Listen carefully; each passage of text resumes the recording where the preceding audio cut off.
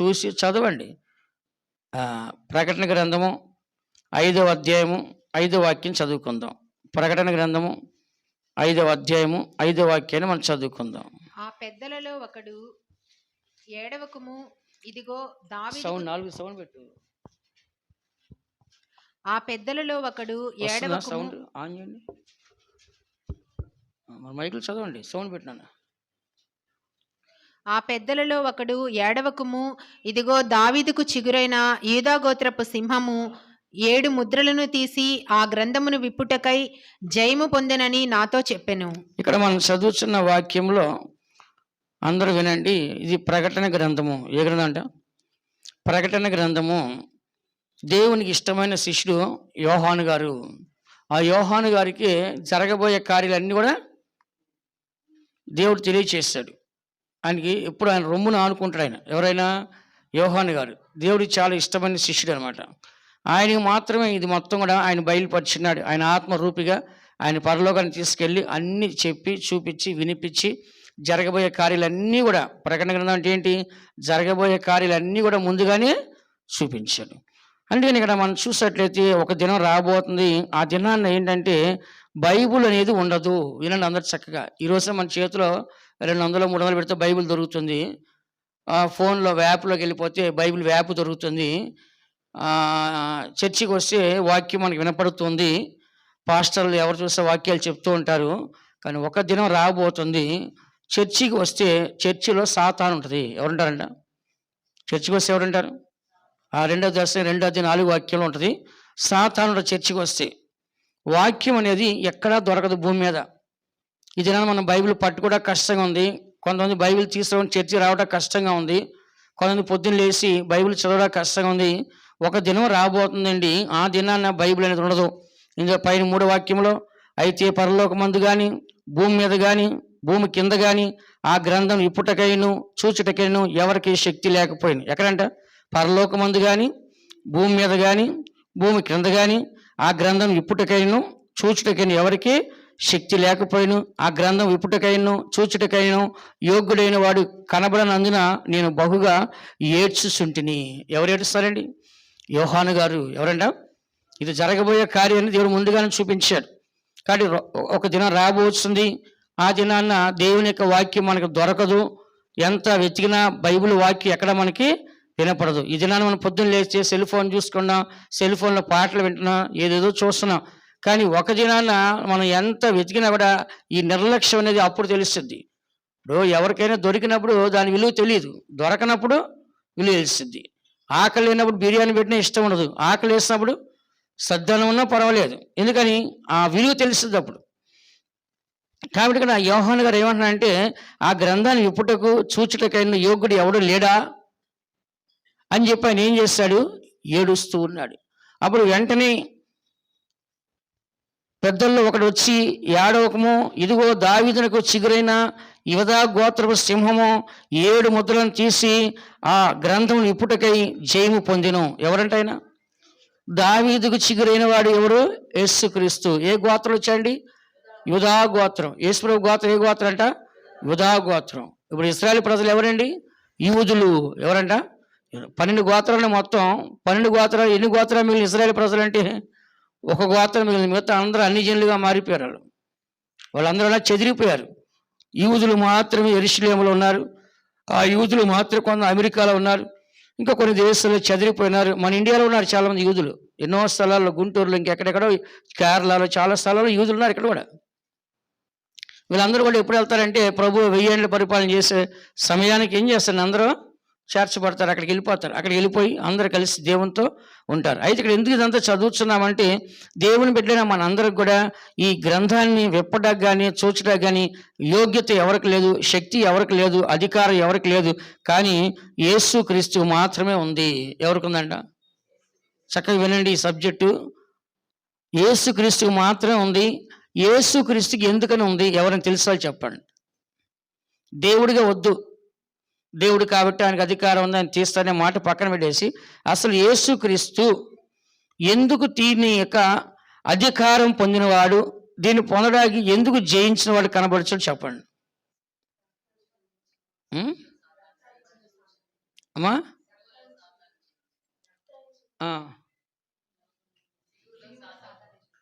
ఇంకా మీ దగ్గర దొరకదని నాకు తెలుసా ఆన్సరు. మీరు ఎన్ని చెప్పినా దొరకదు, అది దొరకదు. ఎందుకంటే బైబిల్ ఆధారంగా ప్రశ్న చేస్తాం. మీకు ఎప్పుడు కూడా ఊహించిన ఎప్పుడు ఏది చెప్పను. ఎందుకు ఎక్కువ రిఫరెన్స్ మీకు చదివిస్తా అంటే ప్రూఫ్ ఇస్తాను నేను. చాలామంది ఏదో ఏదో మాట్లాడేస్తారు, దాంట్లో ఏదో అసలు ఆ విషయం ఉండదు. అక్కడ మనం మాట్లాడే ప్రతి మాట కూడా ఏముండదంట, ప్రూఫ్ ఉంటుంది.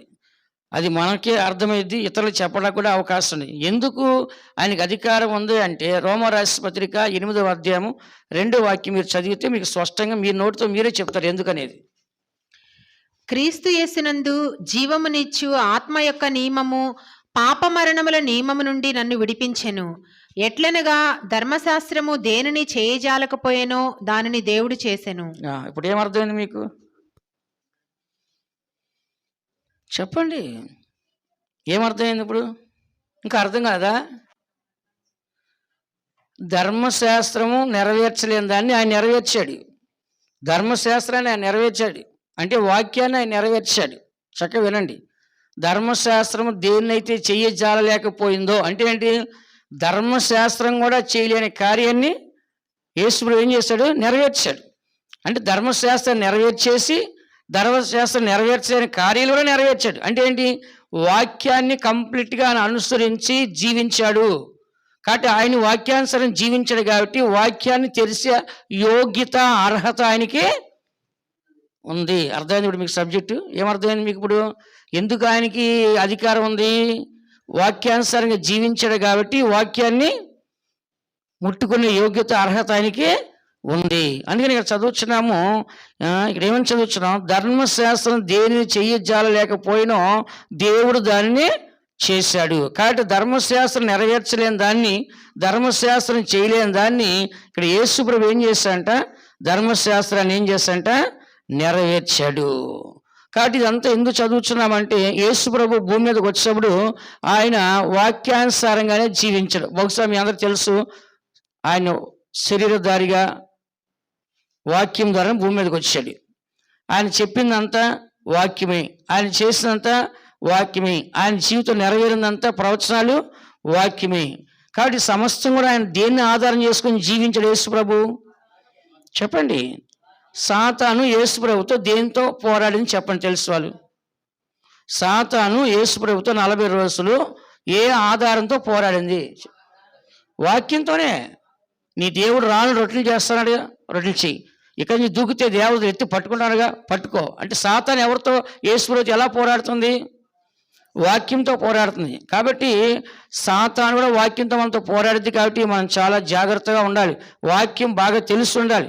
ఉదయాన్నే లేచి నీ పిల్లల్ని బుక్స్ చదవమని చెప్పకూడదు, ఉదయాన్నే లేచి బైబిల్ చదవమని చెప్పాలి. కూర్చొని తల్లి పిల్లలు కలిసి ఏం చేయాలి? ఉదయాన్నే లేచి స్తోత్రం చేసి పాట పాడి ప్రార్థన చేసి పిల్లలకు మొదటగా నేర్పించాల్సి ఏంటి? బైబిల్ చదవాలి. 5 అధ్యాయాలు చదివిన తర్వాతే మీరు ఏదన్నా చేయమని చెప్పాలి. కాబట్టి పిల్లల యొక్క జీవితంలో ఎదుగుదల అనేది వాక్యంతో ఎదగాలి. దేంతో ఎదగాలి? ఎందుకు యేసు ప్రభు ఇక్కడ అధికారం పొందాడంటే ఆయన వాక్యానుసారం జీవించాడు కాబట్టి వాక్యం మీద ఆయనకు అధికారం ఉంది. ఉందా లేదా? ఆయన నెరవేర్చాడు. మత్తయి సువార్త 5వ అధ్యాయం 17వ వాక్యం నుంచి 19వ వాక్యం వరకు మీరు చదివితే అక్కడ ఏమంటున్నాడు ఆయన యేసు ప్రభు? ధర్మశాస్త్రమునైనను ప్రవక్తల వచనములనైనను కొట్టివేయ వచ్చితనని తలంచవద్దు, నెరవేర్చుటకే గాని కొట్టివేయటకు నేను రాలేదు. ఏమన్నాడు ఆయన? ధర్మశాస్త్రమైనను ప్రవక్తల వచనమునైనను కొట్టివేయ వచ్చితనని మీరు తలంచొద్దు, నెరవేర్చకే గాని కొట్టివేయటకు రాలేదు. అంటే యేసు ప్రభు ఏం చేశాడు? ధర్మశాస్త్రాన్ని నెరవేర్చడానికి లోకానికి వచ్చాడు. చెప్పండి అందరూ. అంటే ధర్మశాస్త్రం అంటే ఏంటి? దేవుని యొక్క మాటలు. ఏమంట? దేవుని యొక్క మాటలు. అనువాడును ఉన్నవాడు. అనువాడు అంటే ఏంటి? వాక్యము. ఉన్నవాడిని అంటే మొదటి నుంచి ఉన్నవాడిని. దాని గురించి ఏమని రాస్తుంది? ఆది యందు వాక్యమును, వాక్యము దేవుని యొద్ద ఉండెను. కరెక్ట్గా ఆయన ఉన్నాడు, ఆ వాక్యం ఉంది, ఆయన నోట్లోంచి వచ్చిన మాటలు అన్నమాట. వాక్యము అంటే దేవుళ్ళలోంచి వచ్చిన మాటలు. చెప్పండి అందరూ. అవి ఎవరి మాటలు? అయ్యి దేవుని మాటలు. కాబట్టి ప్రతి మనిషి యొక్క మనసులోను హృదయంలోను ఏముండాలంట? వాక్యం అనేది ఎప్పుడు కూడా మనలో ఉండాలి. ఈ 18వ వాక్యంలో ఆకాశము భూమి గతించిపోయినా కానీ ధర్మశాస్త్రం అంతయు నెరవేరు వరకు దాని నుండి ఒక పొల్లైనను ఒక సున్నాయిను తప్పిపోదని నిశ్చయం మీతో చెప్పుచ్చును. కాబట్టి భూమి ఆకాశం గతించిపోవచ్చు, కానీ దేవుని యొక్క వాక్యం మాత్రం నెరవేరే వరకు కూడా అది గతించదు. కాబట్టి మన జీవితం ముగింపు, మన మరణము, లేకుంటే ప్రభురాకలు ఎత్తబట్టము, ఆ సమయానికల్లా ఏం చేయాలి? వాక్యం మనలో సంపూర్ణంగా నెరవేర్చాలి. చెప్పండి అందరూ ఏం చేయాలంట? ప్రతిరోజు బైబిల్ మనం చదవాలి. కొంతమంది 3 నెలల్లో బైబిల్ చదివేస్తున్నారు. ఎన్ని నెలలు అంట? 3 నెలలు. కొంతమంది నెల రోజులు కూడా బైబిల్ చదివేస్తారు కంప్లీట్గా, ఆసక్తి ఉన్నారు. కొంతమంది సంవత్సరానికి ఒకసారి చదువుతున్నారు. కొంతమంది జీవితకాలం ఎప్పుడు చదివేది లేదు, ఊరికి అట్లా చూస్తారు, వదిలేస్తారు అంతే. కాబట్టి బైబిల్ అనేది ఏంటంటే జీవవాక్యం అని రాస్తుంది. ఏ వాక్యం అంట?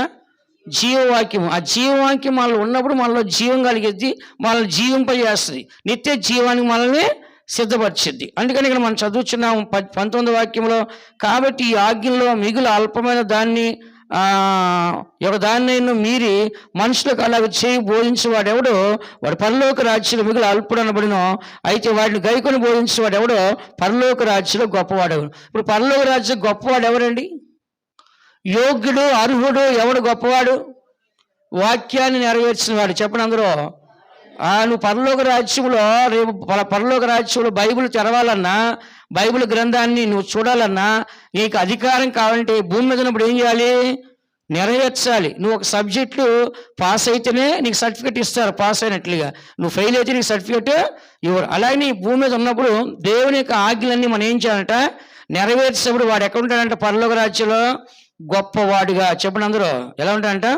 గొప్పవాడు. కాబట్టి యేసుప్రభుని మనం చూసినట్లయితే ఆయన పరలోక రాజ్యంలో గొప్పవాడు ఉన్నాడు. కానీ యేసు యొక్క పుట్టకలో ఉన్న గొప్పతనం ఏంటంటే రావటమే వాక్యంతో వచ్చాడు ఆయన. ఎలా వచ్చాడంట? యోహాను సువార్త 1వ అధ్యాయము 1వ వాక్యం ఒకసారి చదవండి, తర్వాత 14వ వాక్యం ఒకసారి చదవండి. ఆదియందు వాక్యముండెను, వాక్యము దేవుని యొద్ద ఉండెను, వాక్యము దేవుడై ఉండెను. ఆదియందు వాక్యం ఉండెను అంటే అనువాడును అంటే అర్థం. ఏమనంట? నేను ఉన్నవాడును, అనువాడు అంటే ఫస్ట్ నుంచి ఉన్నది నేనే, ఫస్ట్ నుంచి మాట్లాడింది నేనే. అనువాడు అంటే వాక్యం అని అర్థం.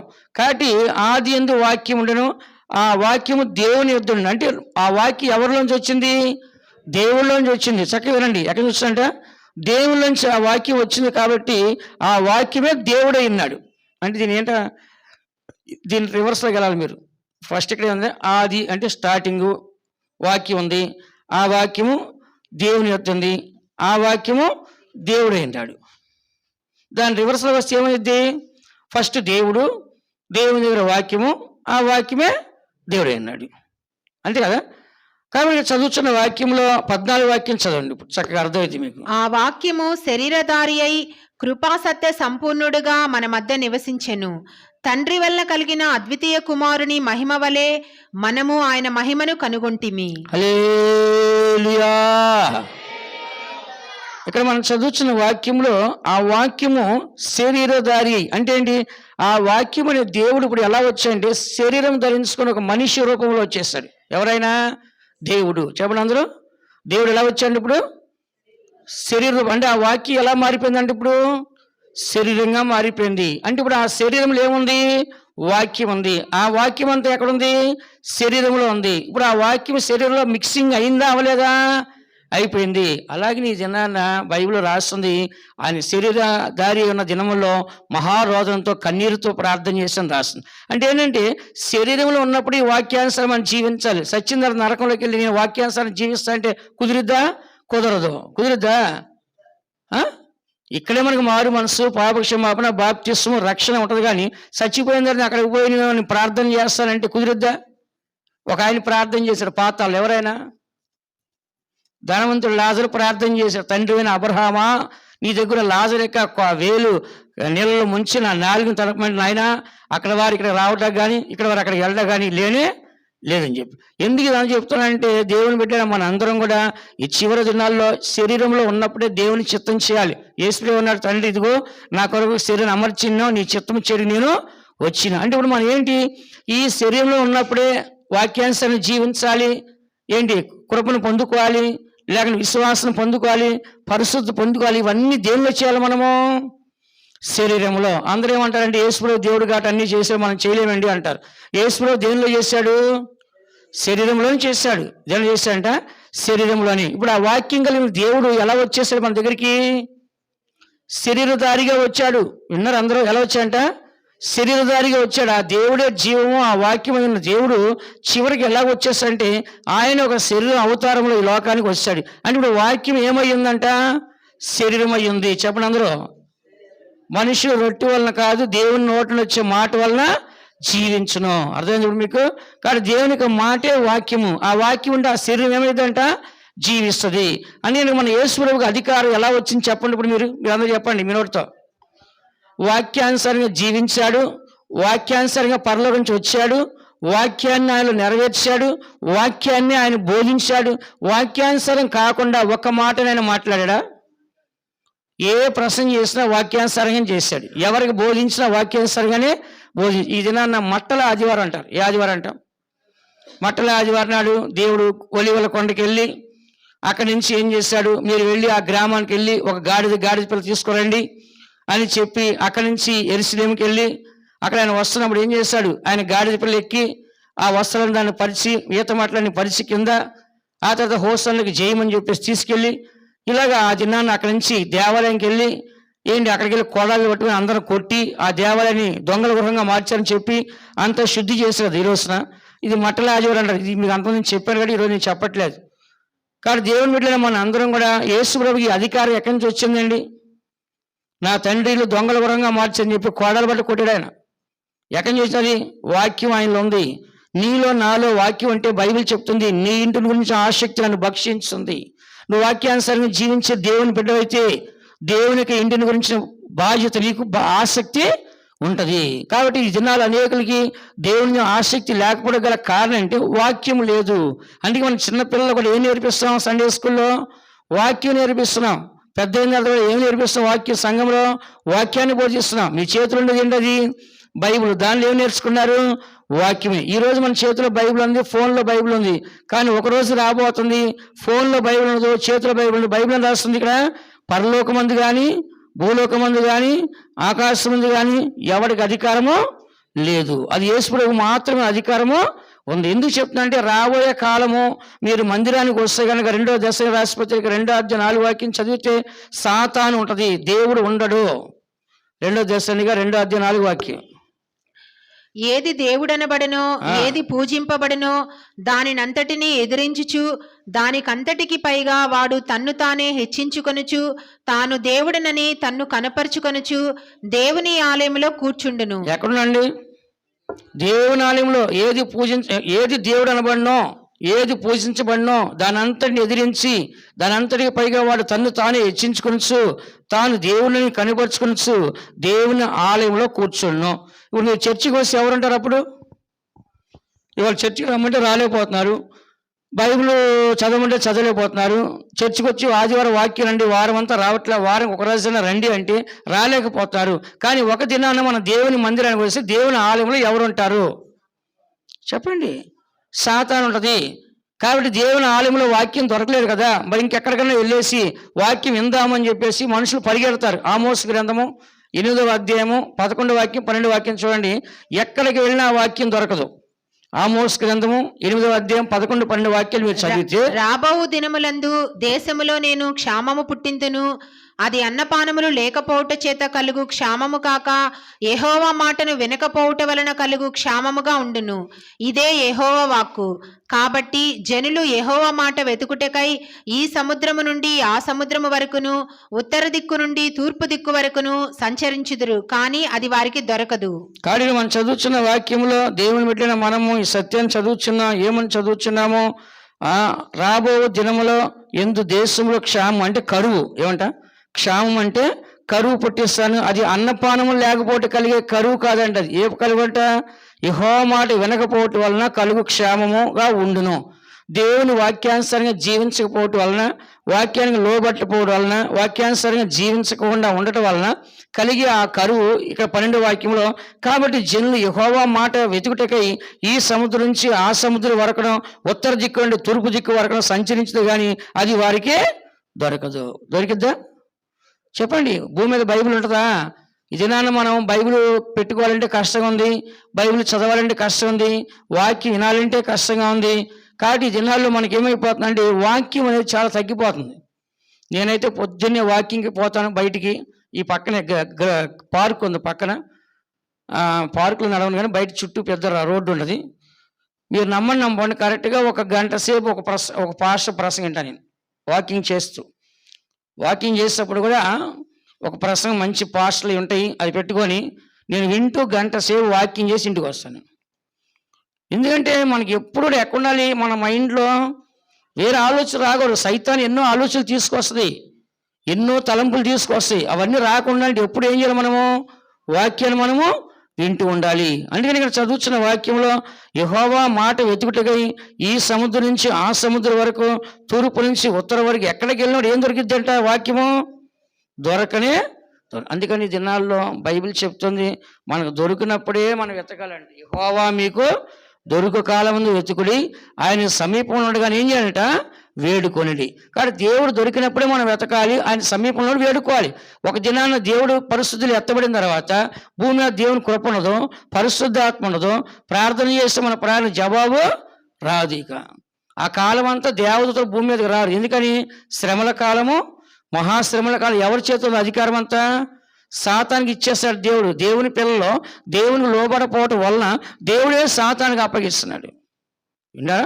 కాబట్టి ఆ శ్రమల కాలంలో మనము బైబిల్ ఎంత వెతికినా దొరకదు. ఒకవేళ అంట ఆ సమయాన్ని అనుకుంటారంట, ఈ బాధలన్నీ పడలేమురా, సస్తే బాగుండి అనుకుంటారంట.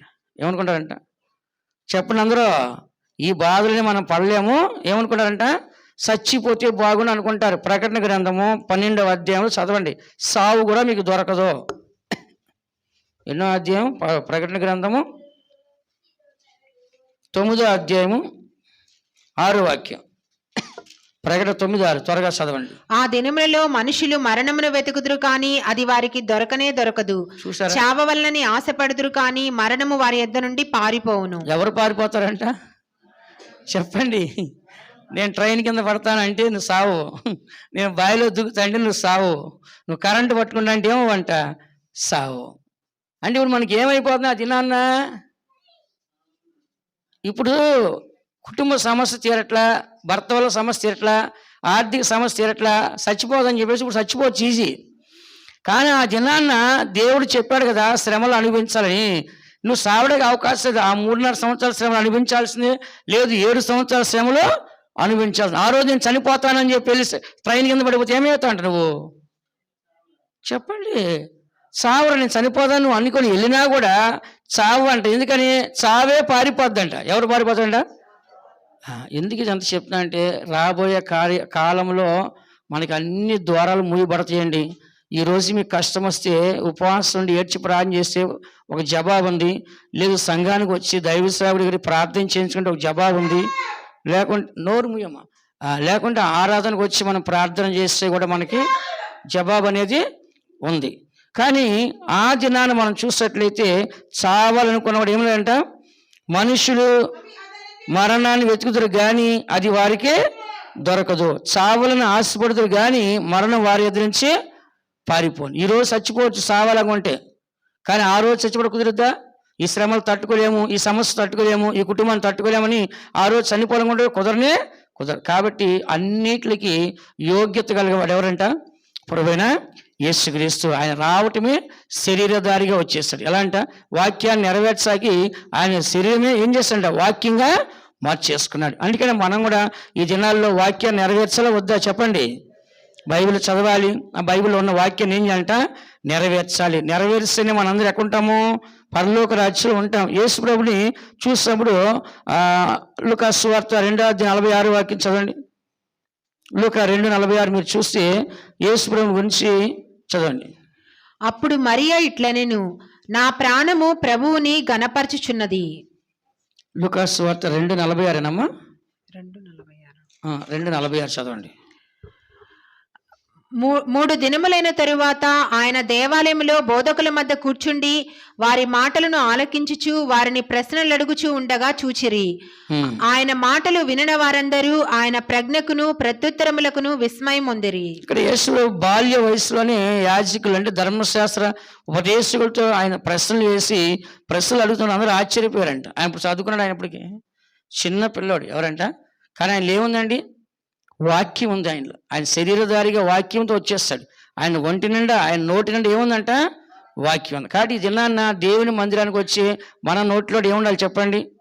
దేవుని యొక్క వాక్యము ఉండాలి. ఎందుకంటే దేవుని బిడ్డలైన మన అందరం కూడా ఒక దినాన్న పరలోక రాజ్యంలో దేవుని ఎదుట మనం ధైర్యంగా ఉండాలంటే ప్రతి మనిషి యొక్క జీవితంలో ఏముండాలంట? వాక్యం ఉండాలి. యేసుప్రభుని చూసి చదువుకొని తనకి ఈ పాండిత్యం ఎక్కడి నుంచి వచ్చిందని అడిగారు అందరు కలిసి. కానీ యేసుప్రభుకి ఎక్కడి నుంచి ఆ పాండిత్యం చెప్పండి? వాక్యము. చెప్పండి, ఆయన పుట్టతో ఏమొచ్చింది? ఆయనలో వాక్యము. కాబట్టి చదువుకోలేదు కదా ఈయనకి ఎక్కడి నుంచి వచ్చింది ఇంత జ్ఞానము, ఇంత పాండిత్యం అని చెప్పేసి యేసుప్రభుని మాట్లాడి ప్రశ్నించినప్పుడు అక్కడ యేసుప్రభుకి ఎక్కడి నుంచి వచ్చిందండి? దేవుని ఎదురు నుంచి వచ్చింది. ఎవరు ఎదురు నుంచి అంట? ఆయన దగ్గర చదువుకోలేదు ఆయన, కానీ ఆయన దగ్గర ఏమొచ్చిందంట? పాండిత్యం అనేది వచ్చింది. కాబట్టి చదువుకున్న వాళ్ళే ఆశ్చర్యపడుతున్నారు, చదువుకున్న వాళ్ళే ఆయన అడిగే ప్రశ్నలకి జవాబుని ఇవ్వలేకపోతున్నారు. కాబట్టి దేవుడు అడిగే ప్రశ్నలకి జవాబు ఇవ్వలేకపోతారండి. ఆయన ఎలా ఉన్నాడంటే మనిషిగా ఉన్నాడా? దేవుడు ఉన్నాడా? మనిషిగానే ఉన్నాడు భూమి మీద. ఎలానంట? భూమి మీద ఎలానంట? ఆయన మనిషిగానే ఉన్నాడు, కానీ ఆయన క్వశ్చన్కి ఆన్సర్ చెప్పగలిగారా? చెప్పలేకపోయారు. అందుకని దినాల్లో మనం కూడా మనకి జీవితంలో యేసుప్రభుని మనం చూసినప్పుడు ఆయన అడిగే క్వశ్చన్లకి ఎవరు సమాధానం చెప్పలేకపోయారు. కాబట్టి ఆయన అడిగే క్వశ్చన్లకి సమాధానం చెప్పడానికి ఎవరికి కూడా ధైర్యం చాలా. కారణం ఏంటంటే వాళ్ళందరూ కూడా ఆ పరలోక జ్ఞానము లేదు. యేసుప్రభు ఎక్కడి నుంచి వచ్చాయండి? యోహాను సువార్త 3:31 వాక్యం చూడండి. యోహాను సువార్త 3:31 వాక్యం చదవండి. పైనుండి వచ్చివాడు అందరికీ పైనున్నవాడు, భూమి నుండి వచ్చివాడు భూసంబంధి అయి భూసంబంధమైన సంగతులను గురించి మాట్లాడును. పరలోకము నుండి వచ్చివాడు అందరికీ పైగా నుండి. చాలు. పైనుండి వచ్చేవాడు అందరికీ పైనవాడు, భూమి నుండి వచ్చేవాడు భూసంబంధమైన సంగతుల గురించి మాట్లాడును. పరలోకం నుండి వచ్చేవాడు అందరికీ పైగా నుండి. కాబట్టి యేసుడు ఎక్కడి నుంచి వచ్చాడండి? పరలోకం నుంచి వచ్చాడా? భూలోకం నుంచి వచ్చాడా? చెప్పండి. పరలోకం నుంచి వచ్చాడు. ఆయన పైనుంచి వచ్చాడు. ఎక్కడి నుంచి వచ్చాడంట? యేసుప్రభు వచ్చింది పరలోకం నుంచి, పైనుండి వచ్చాడు, కానీ భూమి నుంచి వచ్చేవాడు కాదు.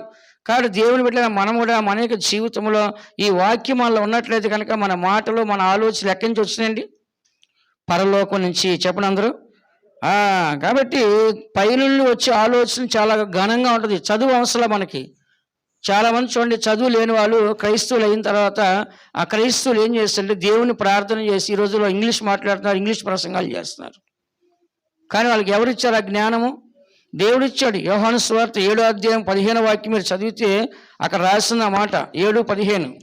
యూదులు అందుకు ఆశ్చర్యపడి చదువుకొనని ఇతనికి ఈ పాండిత్యం ఎట్లు వచ్చినని చెప్పుకొనిరి. 14 చదవండి. సగము పండుగైనప్పుడు యేసు దేవాలయంలోనికి వెళ్ళి బోధించుచుండెను. యేసుప్రభు దేవాలయంకి వెళ్ళి బోధిస్తాడు. ఇతను చదువుకోలేదంట. ఏమని రాస్తుంది? యూదులందరూ ఆశ్చర్యపడి చదువుకొని ఇతనికి ఈ పాండిత్యం ఎట్లు వచ్చినో. ఇప్పుడు యేసుప్రభు చదువుకోలేదా? ఫర్ ఎగ్జాంపుల్ ఒక 5వ క్లాస్ 4వ క్లాస్ చదువు ఉంటాడు, పూర్తి కాకపోయినా కొంత చదువు ఉంటాడు. పెద్ద పెద్ద చదువులు చదవకపోయినా ఒక చిన్న చదువు ఉంటాడు కదా.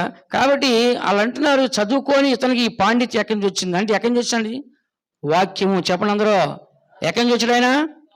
పైనుండి వచ్చాడు. చెప్పండి అందరూ. ఎక్కడి నుంచి వచ్చాడంట? పరలోకం నుంచి ఆయన శరీరధారిగా ఏంటి వాక్యం ద్వారా భూమి మీదకి వచ్చినాడు. ఇప్పుడు ఆయన్ని కోస్తే ఏమొస్తుంది లోపల? ఆయన్ని కోస్తే ఏమొస్తుంది? ఇప్పుడు మనల్ని కోస్తే ఏం రావాలి? మన ఇద్దరం కలిసి మాట్లాడినప్పుడు ఎవరి గురించి మాట్లాడాలి? యేసుని గురించే మాట్లాడాలి. మన నోటి నుంచి ఏం రావాలి? వాక్యమే. అలా కాకుండా అమ్మో నీకు తెలీదా, ఆమె అలా చేసిందంట, ఈమె ఇలా చేసిందంట, నువ్వు వినలేదా, నీ దాకా రాలేదా, ఎందుకులే మళ్ళీ నా మీదకి వస్తుంది, నేనే అన్నానంటారు అని ఏం చేస్తారు? ఇలా మాట్లాడుకుంటారు. కానీ దేవుని యొక్క బిడ్డలైన మనం ఇద్దరు కలిసినా ముగ్గురు కలిసినా ఎవరి గురించి మాట్లాడాలి? వాక్యము. బైబిల్ ఏం రాస్తుంది? ఆ వాక్యము హృదయంలోను అంతరంగంలోను ఏంటి తలంపుల్లోను ఆలోచనలోను దూరి ఏం చేస్తాంట అన్నిటిని పరిశోధిస్తుంటుంది. కాబట్టి దేవుని యొక్క వాక్యం అన్ని స్థలాలకు వెళ్తా బైబిల్ రాసిందా లేదా? హెబ్రీ రాష్ట్రపత్రిక 4:12 వాక్యం తర్వాత రాసుకొని తర్వాత చదువుకోండి. అక్కడ ఏమని రాస్తుంది?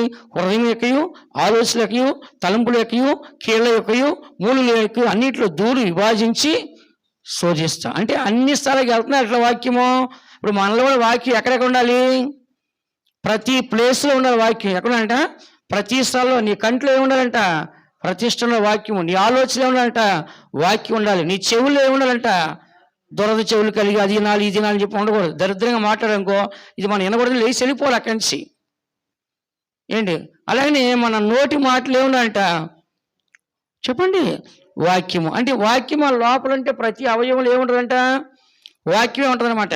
అదేనా మనం మాట్లాడే మాటలు, క్రియ చేసే క్రియలు, ఆలోచనలు, ప్రవక్త, నడవడి, స్వభావము ప్రతి ఒక్కరు ఏం కనపడుతుందంట? వాక్యం కనపడుతుంది. అందుకే ఈ దినాల్లో మనం మంచివారిగా మారాలంటే మనల్ని మంచిగా మార్చేది ఎవరండి? వాక్యమే. చెప్పండి అందరూ. మంచివారిగా మారాలంటే మార్చేది ఎవరో? చర్చికి వెళ్తే పాస్టర్ మారుస్తాడా? మారుస్తాడా పాస్టర్? ఎవరు మారుస్తారు? దేవుని యొక్క వాక్యం మారుస్తుంది. ఎవరు మారుస్తారంట? యేసు ప్రభువుని ఎవరు మార్చి పంపించారు? వాక్యం మార్చి వాక్యంతో నింపి ఆ వాక్యమే శరీరధారి లోకానికే వచ్చేసాడు. ఇప్పుడు ఆ వాక్యం ఎవరండి? దేవుడు. అంటే కంప్లీట్ ఆయనలో ఏముందంట? వాక్యం. ఇప్పుడు మనలో కంప్లీట్ ఏముండాలి? అందరు చెప్పండి. ఏముండాలంట? వాక్యమే ఉండాలి. మన లోపల మన అవయవాల్లో ఎక్కడ కోసిన ఏం రావాలంట? కొంతమంది చెప్తారు మా బ్లడ్ పచ్చ కలర్లో ఉంటుందంట, కొంతమంది తెల్ల కలర్ ఉంటుంది అంటారు. ఇప్పుడు మొన్న చూస్తే పుచ్చకాయ కూడా ఎల్లో కలర్లో వచ్చింది లోపల. ఎక్కడన్నా పుచ్చకాయ కోస్తే ఎర్రగా ఉంటుంది లోపల. ఇప్పుడు ఎల్లో కలర్ పుచ్చకాయలు అమ్ముతున్నారు. అట్లా ఏమైపోయిందంటే ఒక్కొక్కరిని కోస్తుంటే ఒక్కొక్క స్వభావాలు బయటకు వస్తుంటాయి. ఒక మ్యాప్ వేసి ఒక బొమ్మ అమ్మేవారు మీకు. కప్పలు, తేళ్ళు, హృదయంలో ఎన్ని ఉంటాయి చూసి ఉంటారు మీరు. మానవునికి హృదయం బొమ్మ వేసి ఆ హృదయంలో ఎన్ని తేళ్ళు, జెర్లు, కప్పలు ఇవన్నీ పెట్టి ఇక్కడ ఈ అవయవం దగ్గర ఇది క్రియ చేస్తాయి, ఈ అవయవం దగ్గర ఇది క్రియ చేస్తాయి, ఇవన్నీ పెడతారు అన్నమాట. అలాగే మనల్ని కోస్తే ఏం రావాలి లోపల? ఇంత చెప్పినా అర్థం కావట్లేదు మీకు. వారం రోజులు నేను జుట్లు పీక్కొని తయారు చేస్తున్నాను ఈ ప్రసంగం. మీకు ఎంత చక్కగా చెప్పినా ఎక్కట్లేదు. మనల్ని కోస్తే ఏం కనబడాలి? వాక్యమే కనబడాలి. మన పిల్లలు మాట్లాడితే ఏం రావాలి నోట్లోంచి? వాక్యమే రావాలి. మన పిల్లలు మనం చెప్పిన ఏం రావాలి మన నోట్లోంచి? వాక్యమే రావాలి. మన పిల్లలు ఏం చదవాలి? వాక్యమే చదవాలి. మన పిల్లలు ఏం వినాలి? వాక్యాన్ని వినాలి. ఎక్కువగా మనం ఏం చేయాలంటే వాక్యమే. కానీ మనం చదువుతున్న వాక్యములు యేసు ప్రభు ఆ గ్రంథాన్ని తెరవడానికి అధికారం ఉంది. ఎందుకు అధికారం ఉందంటే వాక్యానుసారంగా జీవించాడు, ధర్మశాస్త్రం నెరవేర్చాడు, వాక్యంతో శరీరధారికి లోకానికే వచ్చేసాడు. ఆది యందు వాక్యమును, వాక్యము దేవుని ఎదుట, వాక్యమే దేవుడైనాడు. అంటే ఆయన మాటలే ఆయన, మొదటి నుంచి ఉన్నవాడు ఆయన. భూమి ఆకాశం గతించిన నా మాటలు ఏమాత్రము గతించని. లూకాసు సువార్త 21 అధ్యాయం 33 చదువుచున్నాం. భూమి ఆకాశం గతించిన నా మాటలు ఏమాత్రము గతింపు. చదువు.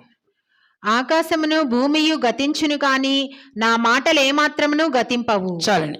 ఆకాశము భూమి గతించవచ్చేమో కానీ నా మాటలు మాత్రం ఏమాత్రము గతింపు. కాబట్టి యేసు ఎక్కడి నుంచి వచ్చాడండి? పరలోకం నుంచి వచ్చాడు. కాబట్టి ఇప్పుడు ఆయన మాటలు ఎక్కడి నుంచి చెప్తున్నాడు? ఆయన పరలోక మాటలు చెప్తున్నాడు. మత్తయి సువార్త 13 అధ్యాయం 34 వాక్యం. మీకు రెఫరెన్స్ ఎందుకు ఇస్తానంటే మీకు ఒక ప్రూఫ్ ఇస్తున్నా, మీరు చదువుకోవడానికి, తెలుసుకోవడానికి, ఇతరులకు చెప్పడానికి కూడా అవకాశము ఉంటుంది. 13 అధ్యాయం 34 వాక్యం. నేను నా నోరు తెరిచి ఉపమాన రీతిగా బోధించెదను, లోకము పుట్టినది మొదలుకొని మరుగు చేయబడిన సంగతులను తెలియజెప్పెదను. లోకం పుట్టినది మొదలుకొని మరుగు చేయబడిన సంగతులు మీకు బోధిస్తా. ఎక్కడి నుంచి వస్తాయి మాటలు ఆయనకి? లోకం పుట్టినది మొదలుకొని అంటున్నాడు. ఆయన లోకం పుట్టిన తర్వాత కదా ఆయన వచ్చాడు. ఒక డైలాగ్ కొట్టాడు ఒక దగ్గర, నేను అబ్రహాం కంటే గొప్పవాడు అన్నాడు. ఓయ్ నువ్వు 40 సంవత్సరాలు లేవు, నీకు అబ్రహాం కంటే గొప్పవాడు అంటే మా తాత కంటే గొప్పవాడు అని అడిగారు ఆయన్ని. నేను అబ్రహాం కంటే గొప్పవాడు అన్నాడు దేవుడు. ఆయన అక్కడ నేను చూసాను అబ్రహాం అంటున్నాడు. నువ్వు ఎలా చూసావు? ఆయన కంటే నువ్వు ఎంత గొప్పవాడు అవుతావు, నీకు 40 సంవత్సరాలు లేవు అన్నారు ఆయన. ఎక్కడున్నాడు ఆయన? బైబిల్ రాస్తుంది. ఏమని రాస్తుందంటే నేను పరలోకను బట్టి, దేవుడు చేసిన నరులను బట్టి నేను అనుదినం సంతోషిస్తా అని చెప్పాడు. సామెతల గ్రంథం 8వ అధ్యాయం 32వ వాక్యం చూడండి. ఆయన ముందే సృష్టించబడ్డాడు. సామెతల గ్రంథము 8వ అధ్యాయము 30. నేను ఆయన యొద్ద ప్రధాన శిల్పినై అనుదినము సంతోషించుచు నిత్యము ఆయన సన్నిధిని ఆనందించుచునుంటిని. ఇక్కడ మొట్టమొదటిగా పరలోక రాజ్యములో కుమారుడిగా చేయబడ్డాడు యేసు ప్రభు. ప్రధాన శిల్పి ఎవరంట? తండ్రి చేత ప్రధాన శిల్పిగా చేయబడి అనుదినము ఆయన కలగేస్తే పరలోకాన్ని బట్టి, నరులను బట్టి ఆనందించి సంతోషిస్తాడు. కాబట్టి ఇప్పుడు దేవుడు ఎప్పుడు పుట్టాడండి?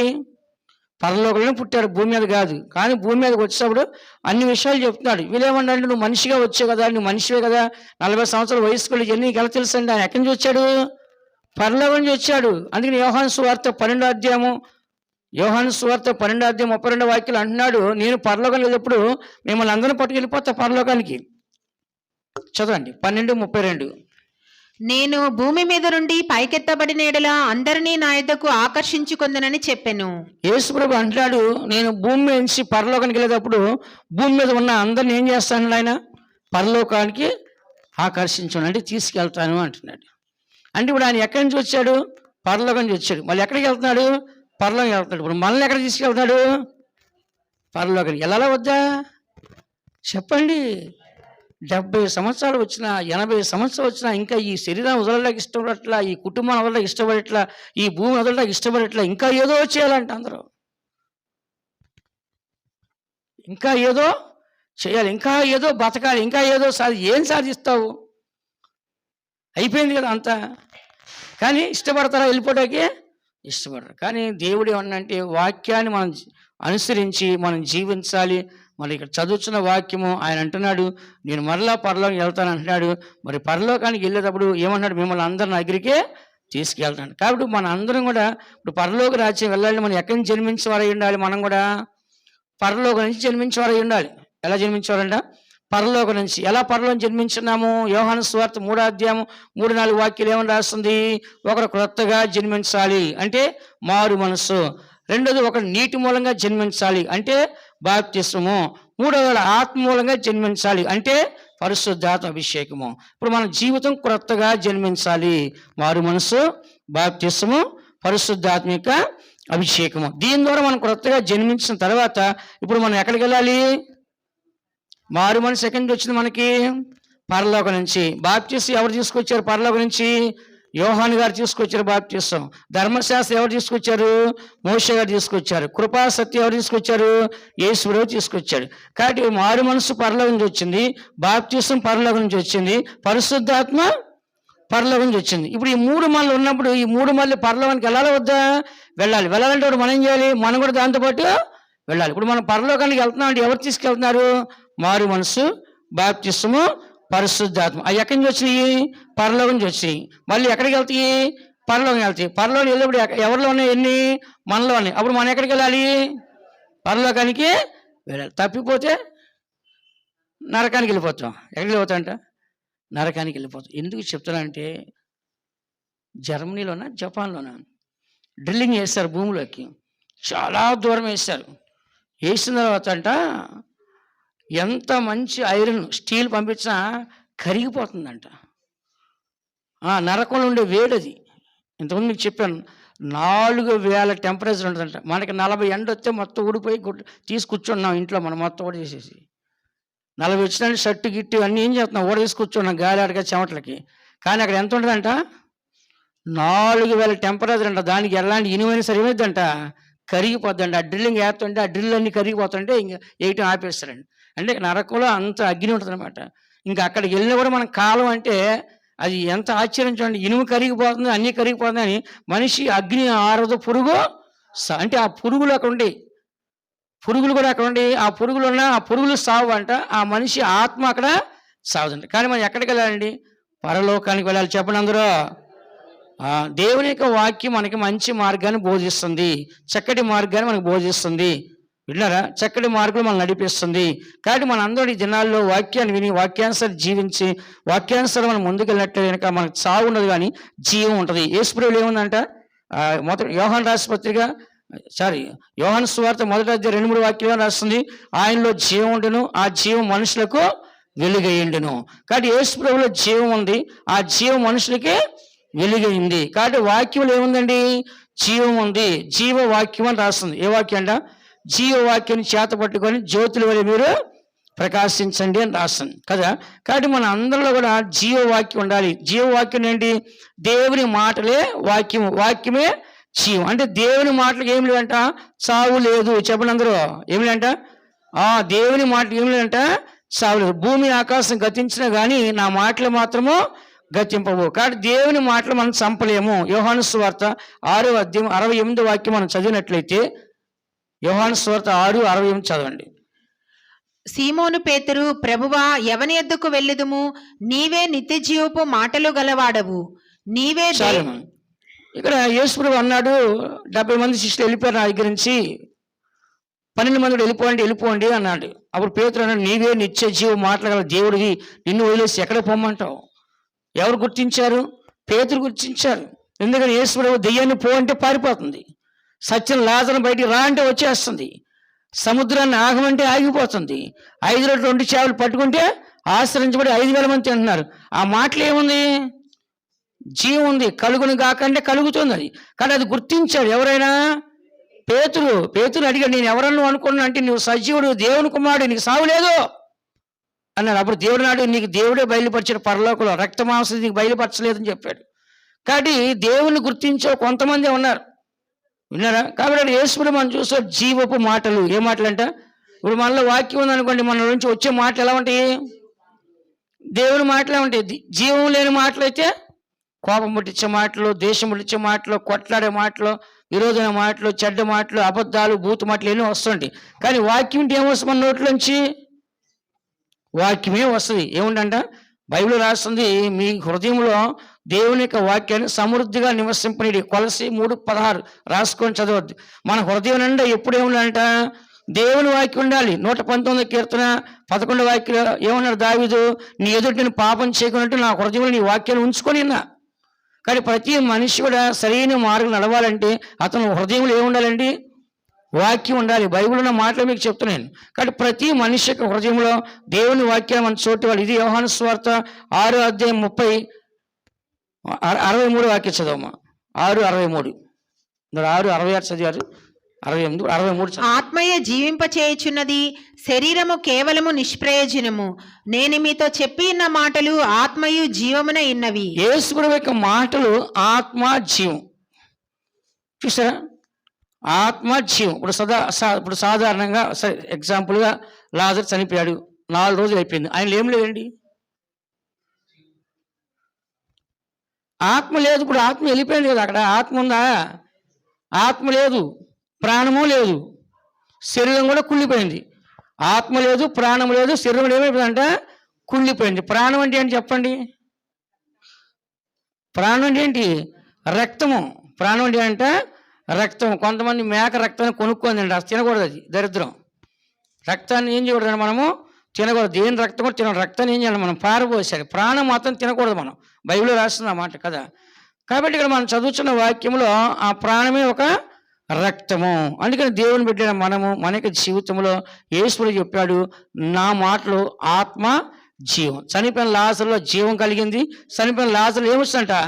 ఆత్మ కలిగి బయటికే వచ్చాడు. నేనే పునరుద్ధానము జీవం అని చెప్పాడు. కాబట్టి మనిషి లేపగలేదు నేనే, జీవాన్ని పొయ్యగలిగేది నేనే, నా జీవాన్ని నేనే పెట్టించున్నాను, నా జీవాన్ని నేనే తిరిగి తీసుకుంటున్నాను, నా ప్రాణాన్ని పెడుతున్నా, ప్రాణాన్ని తిరిగి తీసుకున్నాను. కాబట్టి దేవుని యొక్క మాటల్లో జీవం ఉంది. కాబట్టి ఆయన ఎవరు చంపలేరు. అందుకే ఏమన్నాడు? ఒకడు నా మాట గైకుంటే వాడు ఎన్నడూ మరణము పొందడు. యోహాను సువార్త 8:50 ఉంది, 51.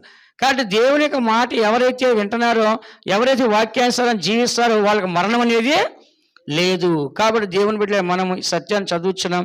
యేసుప్రభుని మనం చూసినప్పుడు ఆయనలో ఒక జీవం ఉంది, ఆయనలో మాటలు ఉన్నాయి, ఆయనలో ఒక శక్తి ఉంది. ఆ శక్తి ఎప్పుడు కూడా తగ్గదు. కాబట్టి ఈ దినాల్లో యేసుప్రభు మనం చూసినట్లయితే రేపు మరి భూమి మీదకి యెరూషలేముకి ఆయన వస్తాడు. యెరూషలేముకి వచ్చి 1000 ఏళ్ళు పరిపాలన చేసినప్పుడు ఆయన మీద ఏమని రాస్తుందో తెలుసా? ప్రకటన గ్రంథం 19:13 వాక్యం చదవమ్మా. ప్రకటన 19:13 చదవండి, మీకు తెలుస్తుంది. రక్తములో ముంచబడిన వస్త్రము ఆయన ధరించుకొని ఉండెను, మరియు దేవుని వాక్యము అనే నామము ఆయనకు పెట్టబడి ఉన్నది. రక్తములో ముంచబడిన వస్త్రం ఏంటి? గొర్రెపిల్ల రక్తం. ప్రాణం పెట్టాడు ఆయన మన కోసం. ఏమిటంటే మన కోసం ఆయన ప్రాణం పెట్టాడు. కాబట్టి రక్తంలో ముంచబడిన వస్త్రాన్ని ధరించుకున్నాడు. వాక్యం అనే నామం ఆయనకి పెట్టబడింది. అంటే ఏంటి? ఆయన చూస్తే ఏముందంట? వాక్యము. ఏముందంట? వాక్యము. ఇప్పుడు ఒక దగ్గరికి వెళ్తాము, పలానా చర్చ్ అని బోర్డు ఉంటుంది. ఒక దగ్గరికి వెళ్తాము, పలానా షాప్ అని పేరు ఉంటుంది. బస్సు దగ్గరికి వెళ్తాము, పలానా ఊరని పేరు ఉంటుంది. ట్రైన్ దగ్గరికి వెళ్తాము, పలానా ఊరని ట్రైన్ ఉంటుంది. ఆ ట్రైన్ ఏమంటాం? అరే విజయవాడ పోయే ట్రైన్ రా అంటాం, లేదా చెన్నై పోయే ట్రైన్ రా అంటాం, లేదా పలానా షాపు రా అంటాం. ఎందుకంటే ఆ పేరు ముఖ్యం. కానీ యేసుప్రభుని చూస్తే వాక్యమే ఆయన రాస్తుందంట. ఏం రాస్తుందంట? ఏమని రాస్తుంది? ఆయన వాక్యము, ఆయన నామము రాస్తుంది. కింద మీరు ఒక 2 వచనాలు కిందకు వస్తే ఆయన రాజులకు రాజు, ప్రభువులకు ప్రభు అని రాస్తుంది. ఏమంట? రాజులకు రాజు, ప్రభువులకు ప్రభు. కాబట్టి రేపు రాబోయే కాలంలో యేసుప్రభు భూమి మీదకి వచ్చేటప్పుడు ఆయన ఎలా వస్తాడంటే వాక్యము. చెప్పండి అందరూ, మనం కూడా రేపు పొద్దున్నే భూమి మీదకి వచ్చేటప్పుడు ఎవరు వీళ్ళంటే వాక్యానుసారంగా జీవించేవారని చెప్పి మన గురించి సాక్ష్యం రావాలి. ప్రకటన గ్రంథం 20వ అధ్యాయంలో మీరు చదివితే 4వ వాక్యం నుంచి చూడండి, వారు తామిచ్చిన సాక్ష్యం రాసిన చూడండి. 20వ అధ్యాయం 4వ వాక్యమా? అంతటా సింహాసనములను చూచితిని, వాటి మీద ఆసీనులై ఉండి వారికి విమర్శ చేయుటకు అధికారం ఇయ్యబడెను. మరియు క్రూర మృగమునకైనను దాని ప్రతిమకైనను నమస్కారము చేయక తమ నొసళ్ళ యందు గాని చేతుల యందు గాని దాని ముద్ర వేయించుకొనని వారిని యేసు విషయమై తామిచ్చిన సాక్ష్యము నిమిత్తమును దేవుని వాక్యము నిమిత్తమును శిరచ్ఛేదనము చేయబడిన వారి ఆత్మలను చూచితిని. చాలు. ఇక్కడ దేవుని వాక్యం నిమిత్తమును శిరచ్ఛేదనము చేయబడిన వారి ఆత్మను చూచితిని, వారు బ్రతికిన వారి 1000 సంవత్సరాల క్రీస్తు కూడా రాజ్యము చేయుదురు. కాబట్టి చూడండి, అక్కడ కూడా ఏం కనబడుతుందంటే దేవుని వాక్యం నిమిత్తము శిరస్యాలు అంటే దేవుని వాక్య నిమిత్తము హతసాక్షులుగా చంపబడిన వారు. కాబట్టి వాళ్ళ జీవితానికి ఒక అర్థం ఉందండి. ఎందుకు చనిపోయారు అంటే దేని కొరకు చనిపోయారంట? వాక్యం కోసము దేవుని కొరకు ఏం చేస్తారంట? చనిపోయారు. ఇప్పుడు చూడండి, ఎన్నో స్థలాల్లో మరి క్రైస్తవులు మరి ఎన్నో స్థలాల్లో చంపబడుతున్నారు. వాళ్ళందరూ ఎదురు తిరిగితే చంపబడతారా? చంపరు కదా. వాళ్ళు దేవుని కొరకు ఏమవుతారు? హతసాక్షులుగా చంపబడుతున్నారు. కాబట్టి ఎవరైనా ఎదురు తిరిగితే వాళ్ళ ప్రాణాలు కాపాడుకుంటారు కదా, కొంతమంది కానీ కొంతమంది. కానీ ఎదురు ఎందుకు తిరగట్లేదు? దేవుడు సెంటిమెంట్ పెట్టాడు, ఏ కుడి చెమ్మ మీద కొడితే ఏం చేయాలంట? చెప్పండి. కుడి చెమ్మ మీద కొడితే ఏం చేయాలంట? ఎడం చెమ్మ మీద కొట్టించుకోండి అని చెప్పాడు. ఇప్పుడు మనకి ఏమైపోతుంది? వాక్యం అడ్డం వచ్చేస్తుంది. అందుకని మనం ఏం చేస్తున్నాము? మనము తిరిగి కొట్టే పరిస్థితులు మనము చేయట్లేదు. అందుకని ఇక్కడ చదువుతున్న వాక్యంలో యేసుప్రభువుని మనం చూస్తున్నాం. ఆయన రాబోతున్నప్పుడు కూడా దేంతో వస్తాయంట? వాక్యముతో. చెప్పండి, దేంతో వస్తాయంట? వాక్యం. ఇప్పుడు మన క్రైస్తవులందరికీ ఆధారం ఏంటంట? వాక్యం. మన చర్చిలో ఒకే ఒక వాక్యం ఇక్కడ ఉంది, చిన్న వాక్యం అక్కడ ఉంది. ఏం పెట్టాం? మన చర్చిలో బొమ్మలు పెట్టామా? పెట్టలేదు. ఎందుకని? దేవుడు దేనిలో ఉన్నాడు? బొమ్మల్లో ఉన్నాడా? వాక్యంలోనా? మిమ్మల్ని ఎవరిని అడిగితే మీ చర్చిలో ఏముందంటే మా చర్చిలో వాక్యం మాత్రమే ఉంటుందండి. ఈ వాక్యం చదవని అందరూ ఏమని రాస్తుంది?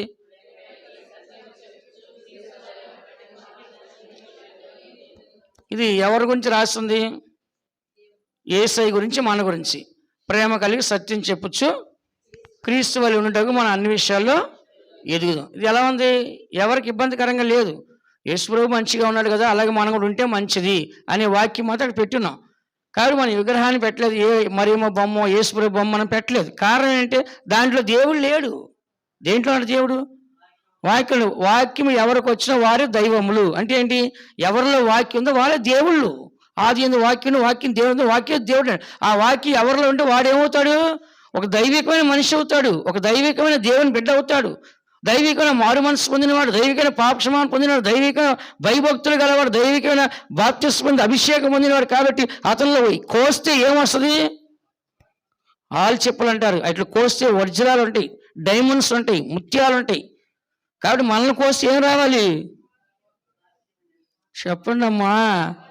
కుళ్ళు, దేశము, పగ, ఈర్ష్యు, అసూయ, కక్ష, విరోధము ఇవన్నీ రావాలనా? ఏం రావాలి కోస్తే? ఇక్కడ యేసు నిమిత్తము, వాక్యము నిమిత్తము శిరచ్ఛేదనం చేయబడిన వారు మళ్ళా బ్రతికించబడి వాళ్ళు 1000 ఏళ్ళు పరిపాలన యేసు ప్రభుతో చేస్తున్నారు లేదా? కాబట్టి ఎందుకంటే దేవుని బిడ్డలే మనము యేసుప్రభు మనం చూసినప్పుడు ఆయన ఎలాగున్నాడంటే వాక్యమై ఉన్నాడు. ఎలానంట? వాక్యం. ఈ దినాల్లో మన పిల్లలు కూడా నోట్లు ఏం రావాలి? సినిమా పాటలు, సినిమా డైలాగులు రాకూడదు. ఏం రావాలంట? వాక్యమే రావాలి. ఏం రావాలంట? పొద్దున్న లేచి పిల్లలు ఏం చేయాలి? వాక్యం చదివించండి. మీ పిల్లల చేత వాక్యం చదివించండి, పాట పాడించండి, ప్రార్థన చేపించండి. అప్పుడే నీ బిడ్డలు లోకంలో పాపంలో పడిపోకుండా ఉంటారు. లేకుంటే ఒక్క రెప్పపాట్లు నీ బిడ్డలు నీ చేతిలో మాయమైపోతారు. ఏమైపోతారంట? చిన్న చిన్న పిల్లలు కూడా ఏమైపోతారు ఈ రోజుల్లో? బెదిరిస్తున్నారు. అమ్మ నాన్న నేను ఇంట్లోంచి వెళ్ళిపోతాను, ఒళ్ళు కడుక్కోవడం రాదు, ఒళ్ళు తుడుచుకోవడం రాదు, బట్టలు వేసుకోవడం రాదు. కానీ ఎక్కడి నుంచి వెళ్ళిపోతారంట? ఇంట్లోంచి వెళ్ళిపోతారంట. మనం తినిపిస్తే కానీ ముద్ద నోట్లోకి పోదు. వాళ్ళు డైలాగులు ఎట్టానంటే ఇంట్లోంచి వెళ్ళిపోతారంటున్నారు. అంటే మనం కదపకూడదు. చెట్టు ఉండదంట, ముట్టుకునే ముడిసిపోద్దంట. ఏ చెట్టు అంట? ముట్టుకునే ముడిసిపోద్దంట. ఇప్పుడు ఎట్లా ఉన్నారంటే ఏమన్నా అన్నా అంటే పారిపోతావు అన్నారు. ఇప్పుడు నువ్వు ఏమన్నా అన్నావంటే పారిపోతావు అంటున్నారు. పారిపోయి ఏం చేస్తావు? అడుక్కు తినాలి పోయి బొచ్చి పట్టుకొని. ఏం చేస్తావు? బొచ్చి పట్టుకొని అడుక్కోవాలి పోయి, ఎక్కడికైనా పోయి అమ్మ నాన్న లేకుండా, ఇల్లు వాకిలు లేకుండా, చదువు సంస్కారం లేకుండా అడుక్కోవాలి రైల్వే స్టేషన్ దగ్గర, బస్ స్టాండ్ పోయి. అర్థమైందా? కాబట్టి ఎందుకు ఇదంతా చెప్తా అంటే, ఈ దినాల్లో ప్రతి ఒక్కరు కూడా వాక్యానుసారంగా జీవించడానికి మనం మంచి చెప్తే వాళ్ళకి ఏమొస్తుంది, వెంటనే కోపం వచ్చేస్తుంది. ఏమొస్తుందంట? కోపం వచ్చేస్తుంది. కొన్ని సంఘాల్లో పాస్టర్లు ప్రసంగాలు చేస్తే విశ్వాసులు ముఖమే తిడతా ఉంటారు. ఒకసారి ఏం చేస్తారు, ముఖమే తిడతా ఉంటారు, సనుక్కుంటూ ఉంటారు, కొనుక్కుంటూ ఉంటారు.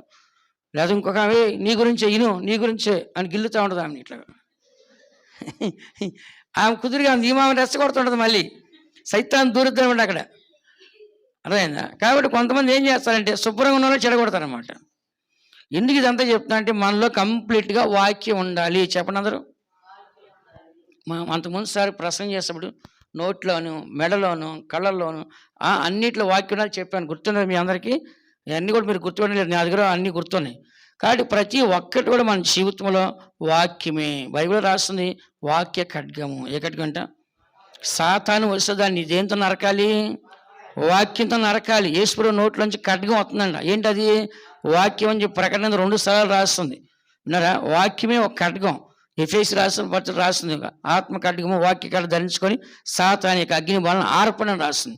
కాబట్టి సాతాను వచ్చేవాడు దేంతో గెలవాలి? వాక్యంతో. ఫర్ ఎగ్జాంపుల్ బైబిల్లో సాతాను యేసుప్రభుతో దేంతో గొడవ వేసుకుంది? వాక్యంతో గొడవ వేసుకుంది. యేసుప్రభు దేంతో సమాధానం చెప్పాడు? వాక్యంతో. చాలా మంది ఏమన్నారంటే యేసుప్రభు ఆయన దేవుడు అని ఎక్కడా చెప్పలేదా అంటున్నాడు. ఇప్పుడు ఆయన ఏమన్నాడు? మనిషి కుమారుడు విశ్రాంతి అని ప్రభు అయినాడు అంటున్నాడు. ఆ తర్వాత ఏమన్నా, నీ ప్రభువును శోధించవలద్దు సైతాన పో అన్నాడు. మరలా ఏమన్నాడు? ఆ గాడిద పిల్లలు తీసుకోండి, ఎవరైనా ఎందుకని అడిగితే అది ప్రభు కావాలని చెప్పను అన్నాడు. ఇలా అనుకుంటే యేసు ప్రభు నేను ప్రభు అని చెప్పి ఎన్నోసార్లు చెప్పాడు ఆయన. కానీ చాలామంది ఏమన్నా, ఆయన మనిషి, తండ్రి తండ్రి తండ్రి అన్నాడు, ఆయన దేవుడే కాదంటున్నారు. బైబిల్ తెలియక చాలామంది, ఎందుకంటే ఆయన దేవుడిగా భావించకూడదు, దేవుడిగా ఆయన చూపించుకోకూడదు, మానవుడిగానే చూపించుకోవాలి, మానవుడిగానే జీవించాలి అని ఆయన ఊరుకున్నాడు. కానీ దైవికంగా ఆయన తలుసుకుంటే ఏం జరగదు? నేను తలుసుకుంటే 6,000 మంది దేవదూతలు వస్తారన్నాడు ఆయన. నా తండ్రికి ప్రార్థన చేసి ఉన్నాడు 6,000 సేన వస్తా అన్నాడు. ఎంతసేపు చంపాలని ఆ సేన వస్తే అక్కడ దాకేందుకండి? ఆయన ఒక మాటని జరగదా? ఆయన ఒక మాటని జరగదా? జరిగి చనిపోయినాడే బయటకు వస్తున్నప్పుడు ఆయన అన్ని మాట జరగదా? కాబట్టి యేసు ప్రభు ఎక్కడ కూడా తన సొంతనే ఉపయోగించలా, వాక్యాన్ని పట్టుకోండి. ఏమంటున్నాయంట? ఈ దినాన్ని మనకి ఏ శత్రువు వచ్చినా, ఏ విరోధి వచ్చినా, ఏ సమస్య వచ్చినా దేంతో మనం పోరాడాలి? వాక్యం పట్టుకుని ఏం చేయాలి? మనము పోరాడాలి. ప్రతి ఒక్క మనిషి కూడా చేతులు ఏమన్నాడంట? వాక్యం. మన పిల్లల చేతులు ఏమన్నాడంట? వాక్యం. ఎవరిని చూస్తున్నా మన కుటుంబంలో, మన సంఘంలో ఎవరి నోట్లో చూసి ఏం కనపడాలంట? వాక్యం కనపడాలి. వాక్యం మనకు ముఖ్యం. విన్నారా? ప్రతి మనుషుడు ఈ వాక్యం ఉండాలి అని దీని నుంచి క్లుప్తంగా నేను ముగిస్తాను.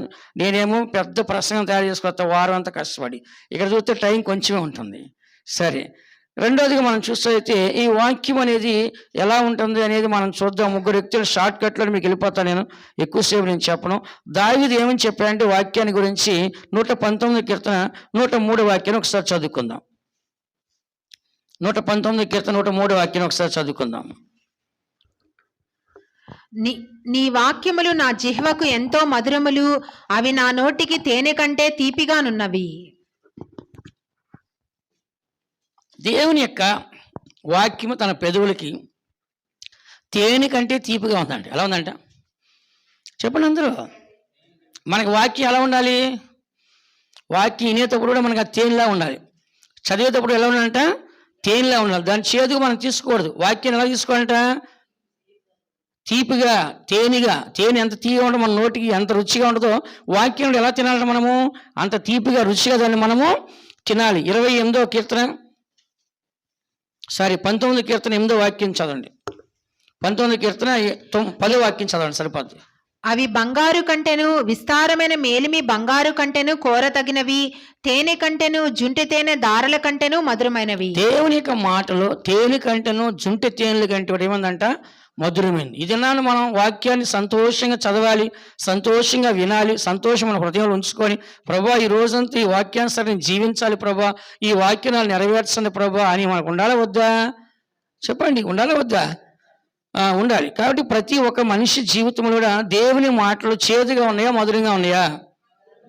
దేవుని చెత్తతో ఒకసారి మీకు చెప్తాను. దేవుని మాటలు మధురంగా ఉన్నాయి, దేవుని మాటలు సువాసనంగా ఉన్నాయి, దేవుని మాటలు జీవంగా ఉన్నాయి, దేవుని మాటలు సమాధానంగా ఉన్నాయి, దేవుని మాటలు స్వస్థత కలుగుతున్నాయి, దేవుని మాటలు విడిపిస్తున్నాయి. ఇట్లా చెప్పాలంటే దేవుని మాట ద్వారా జరిగిన కార్యం ఎన్నో ఉన్నాయి మనకి. కానీ దేవుని మాటను మనం ఏ విధంగా తీసుకోవాలి? మధురంగా. ఎలా అంటే చెప్పండి? మధురముగా. దాన్ని తినగానే మనకి ఎలా ఉండాలంట? తేనె కంటే ఒక తిన్నప్పుడు ఒక సంతోషం, ఆనందము కలగాలి. మూడోదిగా మనం చూసినట్లయితే ఇర్మియా చెప్తున్నాడు. ఏమని చెప్తున్నాడు? ఇర్మియా గ్రంథం 15వ అధ్యాయం 16వ వాక్యం. ఇంక ఇవన్నీ నేను ఎక్కువ చదివించాను. ఒక్కొక్క వాక్యం చదివించి ముగించేస్తాను. నీ మాటలు నాకు దొరకగా నేను వాటిని భుజించితిని. ఉమ్. సైన్యములకు అధిపతివగు యెహోవా, దేవా, నీ పేరు నాకు పెట్టబడెను కనుక నీ మాటలు నాకు సంతోషమును నా హృదయమునకు ఆనందమును కలుగజేయుచున్నవి. దేవుని మాటలు దొరకగా నేను వాటిని భుజించి తిని. అంటే ఇప్పుడు ఆ వాక్యాన్ని మనం ఎలా తీసుకోవాలండి? తేనె వలె తీసుకోవాలి. రెండోది ఆహారం వలె తీసుకోవాలి. ఆ మాటలు మన హృదయానికి ఎలా ఉన్నాయంట? ఆనందంగాను సంతోషంగా ఉన్నాయి. ఆరాధనకు వచ్చినప్పుడు మీరు ఏమని రావాలి? ప్రభా, ఈరోజు చర్చికి వెళ్తున్నాను, మీరు నాతో మాట్లాడండి, మీ వాక్యం ద్వారా నాతో మాట్లాడండి, నేను ఆ వాక్యాన్ని నేను జీవించాలి, నేను ఆశీర్వాదం ఉండాలి, నేను పరలోకానికి రావాలని ప్రార్థన చేసుకొని రావాలి. వింటారా? ఏమని ప్రార్థన చేసుకొని రావాలి? ప్రభా, మీరు నాతో మాట్లాడండి అని ఏం చేయాలి? మనం ప్రార్థన చేసుకొని రావాలి.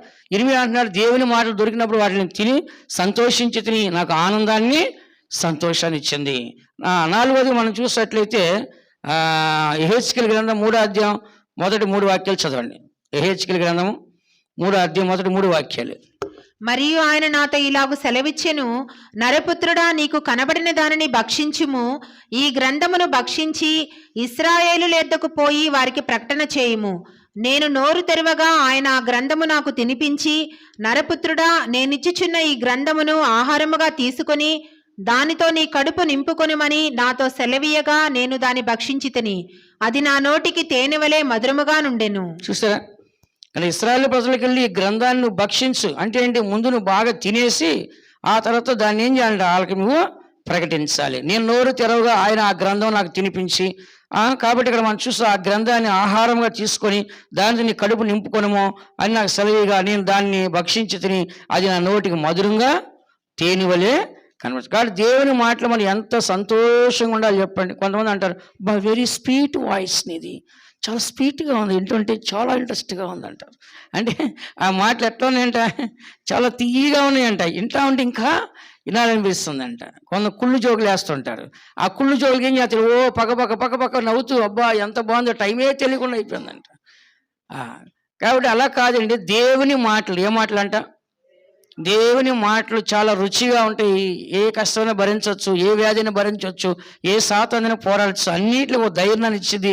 ఆ మాటలు ఎలా ఉన్నాయంటే దానికి నువ్వు తినేసి అంటే ఏంటి? నువ్వు బాగా వాక్యం కడుపు నింపుకొని నువ్వు వాక్యానుసారి జీవించి ఇతరులు కూడా ఏం చేయాలంట? ప్రకటించాలి. అది ఇక్కడ అర్థం. ఇర్మియాకి కానీ దావీదుకి కానీ ఈ యొక్క యెహెజ్కేలుకి కానీ చెప్పింది. లాస్ట్ కూడా చదివిస్తాం, ముగిస్తే టైం లేదు నాకు. ప్రకటన గ్రంథము 10వ అధ్యాయము 10వ వాక్యం చదువుకోవచ్చు మీరు. 8వ వాక్యం కానీ 10వ వాక్యం కానీ. ప్రకటన గ్రంథం 10వ అధ్యాయం 8 చదవండి. అంతటా పరలోకము నుండి నేను వినిన స్వరము మరలా నాతో మాటలాడుచు, నీవు వెళ్ళి సముద్రం మీదను భూమి మీదను నిలిచియున్న ఆ దూత చేతిలో విప్పబడి ఉన్న ఆ చిన్న పుస్తకము తీసుకొనమని చెప్పుట వింటిని. అంతటా నేను ఆ దూత యొద్దకు వెళ్ళి ఈ చిన్న పుస్తకము నాకిమ్మని అడుగగా ఆయన దాన్ని తీసుకొని తినివేయుము, అది నీ కడుపుకు చేదగును, కానీ నీ నోటికి తేనె వలె మధురముగా ఉండునని నాతో చెప్పెను. ఎలా ఉందంట? అది చెప్పండి. నీ కడుపుకు చేదుగా ఉంది, కానీ నోటికి ఎలా ఉందంట? తీయగా ఉంది. కడుపుకి ఎందుకు చేదుగా ఉందండి? కడుపు అంటే హృదయము. కడుపు అంట హృదయం. హృదయం అన్నిటికంటే మోసకరంది, ఘోరని, వ్యాధి కలదు. అన్నీ అంగీకరించిద్దా? దాని కోరికలు, దాని ఇష్టాలు జరగాలంటది. వాక్యం ఏముంటుంది? కట్ చేస్తుంటుంది, కటింగ్ చేస్తుంటుంది. ఎక్కడ వాక్యం ఏం చేస్తుంది? హృదయంలోకి, అంతరంగంలోకి, తలంపుల్లోకి, ఆలోచన దూరం ఏం చేస్తుంది? ఎక్కడ కటింగ్ చేస్తూ ఉంటుంది అనమాట. దాని కడుపు మండుతూ ఉంటుంది అనమాట. అబ్బా, ఇది చాలా కష్టంగా ఉందని చెప్పేసి. అర్థమైందా? కాబట్టి వాక్యం ఊరికే ఉండదు. లోపల ఎక్కడెక్కడ ఎక్స్ట్రాలు చేస్తాయి, ఎక్కడెక్కడ పెరిగినాయో, ఎక్కడెక్కడ ఉందో మొత్తం ఏం చేస్తాను. అది తోట ఉంది, పార్క్ ఉంది, చెట్లు ఏం చేస్తారు? కట్ చేస్తుండే లెవెల్గా, ఎక్కువ దాన్ని కట్ చేస్తుండే వచ్చి. అట్లా ఈ వాక్యం ఏం చేస్తుంది? లోపల కూర్చొని ఈ కత్తి ఏం చేస్తాం? మొత్తము నరుగుతూ ఉంటుంది అనమాట. నరకాల వద్దా చెప్పండి? స్టెఫన్ గారు ప్రసంగం చేస్తే హృదయాలు నరకబండి అంట. పేతురు గారు ప్రసంగాలు చేస్తే హృదయాలు నరకబండి అంట, పొడవబండి అంట. కాబట్టి వాక్యం క్రీచ్ చేయాలా వద్దా? దేవుని మందిరానికి వచ్చిన తర్వాత దేవుడు వాక్యంతో మాట్లాడాలా వద్దా? పాస్టర్ నా గురించి చెప్పాడు, నా గురించి ఎందుకు చెప్పాలి, నా గురించి ఎందుకు చెప్పాలి అంటే దేవుని గురించి మాట్లాడాడు. దేవుని గురించి మాట్లాడినప్పుడు ఏం చేయాలి? దేవుని నాతో మాట్లాడి నన్ను సరి చేసుకొని చెప్పి సంతోషపడాలి. కాబట్టి ఇక్కడ మనం చదివిన వాక్యంలో దేవునికి వాక్యము కొంతమంది చేదుకుంటారు, కానీ అది ఎలా ఉందంటే మధురముగా ఉంది. చెప్పండి, యేసు ప్రభు యొక్క మాటలు ఎలా ఉన్నాయంట? మధురముగా ఉన్నాయి. అలాగనే మరి దావీదు మాటలు మధురంగా ఉన్నాయి, ఇర్మియా మాటలు మధురంగా ఉన్నాయి, యెహెజ్కేలు మాటలు మధురంగా ఉన్నాయి, యోహాను మాటలు మధురం. కాబట్టి దేవుని పెట్టిన మనము ఎప్పుడు కూడా దేవుని వాక్యం మన సర్వ శరీరంలో నింపబడి ఉండాలి. మన పేరే ఏముండాలంట?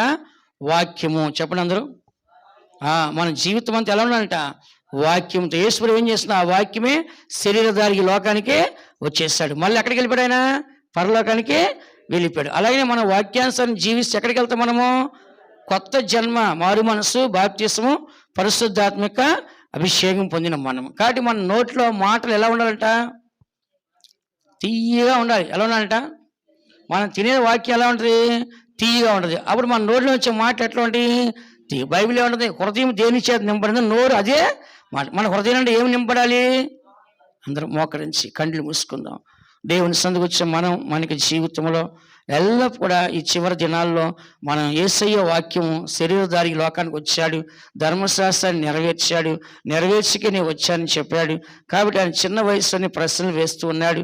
నిజంగా భూలోకం పుట్టిన మొదలుకొని అవన్నీ కూడా చెప్తున్నాడు ఆయన. మరి నిజంగా ఆయన పైనుండి వచ్చాను కాబట్టి నేను పైనుండి వాడిని నేను వెళ్ళినప్పుడు మిమ్మల్ని ఆకర్షించుకుంటాను అన్నాడు. ఆయన మాటల్లో జీవం ఉంది, ఆయన మాటలో ఆత్మ ఉంది. కాబట్టి మనం కూడా ఈ దినాల్లో పరలోక రాజ్యంలో ఆయనతో ఉండాలంటే ఈ జీవగల వాక్యం మనకు ఉండాలి. ఆయన పరలోక రాజ్యంలో కూడా ఆయన రాబోయే 1000 ఏళ్ల పరిపాలనలో వాక్యం అనే నామము ఆయన పెట్టబడుతుంది. వాక్యంతో వస్తున్నాడు. మరి దేవుని ప్రశ్నలు కూడా వాక్యానుసారంగా జీవించి శిరస్యాదనం చేయబడి దేవుని కొరకు మరణించినట్లుగా ఇక్కడ మనం చదువుతున్నాం. కాబట్టి రెండోదిగా మరి దావీదు కూడా దేవునికి వాక్యము తేనె వలె మధురం అని చెప్పాడు. అలా ఇర్మియా కూడా మధురముగా సంతోషం చెప్పాడు, యెహెజ్కేలు మధురం చెప్పాడు, యోహాను మధురం చెప్పాడు. ఈ దినాల్లో ఉదయాన్నే లేగానే మనం ఏ ఆహారం తినాలి? వాక్యమని ఆహారము. చెప్పండి అందరూ. దాన్ని ఏమంటారంటే ఆత్మీయ ఆహారము. ఏ ఆహారం అంట? ఆత్మీయం. కాబట్టి ప్రతిరోజు కూడా ఇశ్రాయేలు ప్రజలకు దేవుడు ఏ ఆహారం ఇచ్చాడు? పరలోకం నుంచి మన్నాని ఇచ్చాడు. కాబట్టి ఇప్పుడు మనం ప్రతిరోజు కూడా పైనుండి వచ్చిన మన్నా అంటే ఏంటి? దేవుని యొక్క వాక్యము. కొంతమంది మార్నింగ్ మన్నా అని పేరు పెట్టి బుక్ మార్నింగ్ వాక్యాలు అమ్మేస్తుంది మన్నా అని చెప్పేసి. కాబట్టి దేవుని బట్టి మనందరి యొక్క జీవితంలో ఈ మన్నా ఉండాలి. ప్రభు యొక్క రాకల్లో మనం ఎత్తబడాలంటే, మనం జీవించాలంటే, రాబోయే శ్రమల కాలం మహాశ్రమలు తప్పించుకొని పరలోక రాజ్యాన్ని ఎదుటి ఉండాలంటే ప్రతి ఒక్కరి జీవితం కూడా వాక్యం ఉండాలి. యేసు ప్రభు సంపూర్ణంగా వాక్యముగా ఆయన మారిపోయినాడు. ఆయనే వాక్యమై ఉన్నాడు. ఆ వాక్యం మనిషిని వెలిగిచ్చింది. ఇది నీలో నాలో వాక్యానుసరి జీవించి ఆ మధురమైన తీపి మాటలు ఎల్లప్పుడూ మనలో పెట్టుకొని ఇతరులు మన మధురమైన తీపి మాటలు చెప్పుటకును, ఇతరులు మనం వెలిగించగను దేవుడు మనకు సహాయించను గాక. దేవుడు మనల్ని ఆశ్రయించును గాక. ఆమేన్.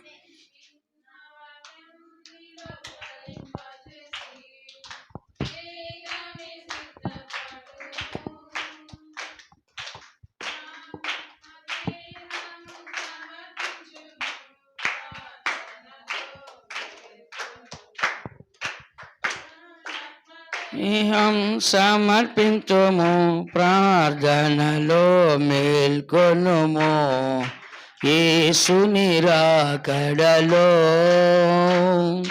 యేసు